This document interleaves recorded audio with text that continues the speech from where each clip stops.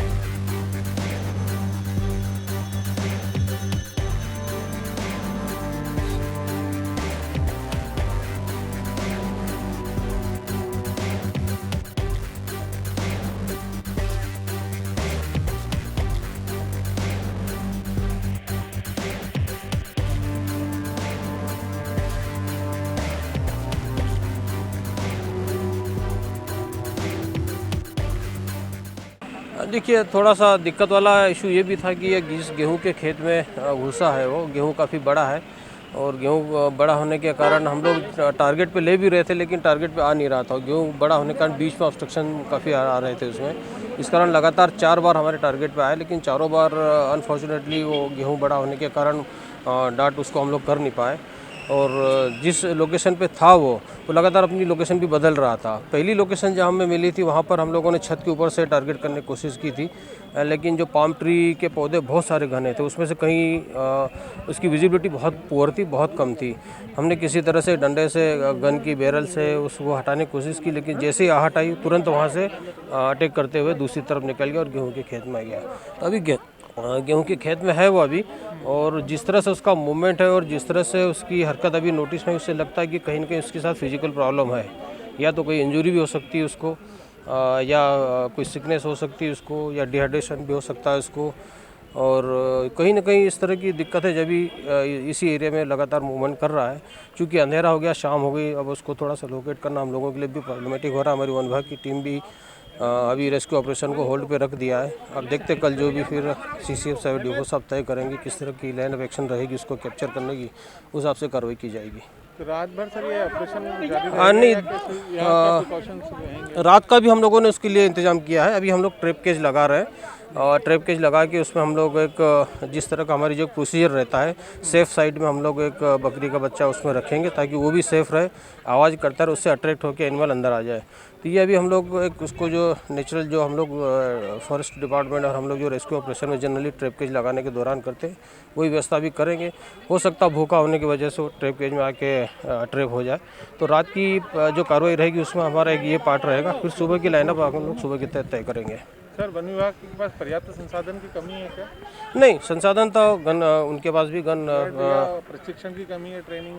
नहीं, ऐसी बात नहीं है क्योंकि अभी हमारा सारा अभी सर्च ऑपरेशन चल ही रहा है, लेकिन ऐसी कोई चीज़ नोटिस में नहीं है कि जिसके कारण हमारा फेल्योर नज़र में आए। क्योंकि घास अब ये जो गेहूं का खेत है काफ़ी बड़ा है और बड़ा होने के कारण उसको टारगेट पे लेना बहुत डिफ़िकल्ट हो रहा है। लगातार गाड़ियाँ भी हमारी मूवमेंट पर रही उसमें, लेकिन गेहूं के कारण ही दिक्कत आई है। सर, पीछे की तरफ रहवासी क्षेत्र अगर उस तरफ मूव हो गया उसका तो फिर कितनी मुश्किल होगी? नहीं, देखिए सभी ये तो ज़रूर हम लोग सभी आसपास के एरिया उसको अलर्ट पे रख देंगे, अलर्ट कर देंगे कि रात के समय मूवमेंट न करे, घुसे नहीं, इधर उधर घूमे फिरे नहीं और सतर्क रहे। क्योंकि इस एरिया में थोड़ा सा वाइल्ड एनिमल का मूवमेंट है, लेपर्ड का मूवमेंट है, तो वो सबको अलर्ट कर दिया जाएगा, जिसके कारण वो लोग भी अपनी सावधानी रखेंगे और फिर सुबह के जो भी रहेगा लाइन ऑफ एक्शन इसको कैप्चर करने की वो हम लोग फिर तय करेंगे। सर, हर बार देखने में आता है जब भी रेस्क्यू होता है कहीं ना कहीं वन विभाग पीछे रह जाता है और आप चिड़ियाघर प्रबंधन को आगे। नहीं, ऐसी बात नहीं। देखिए हम लोग वाइल्ड रेस्क्यू जब हम लोग करते हैं तो हम लोग सब मिला जुला हम लोग काम करते हैं। कुछ हमारी ज़रूरत उनको होती है, उनकी ज़रूरत हमें भी होती है, तो हम लोग सब मिला जुला हमारे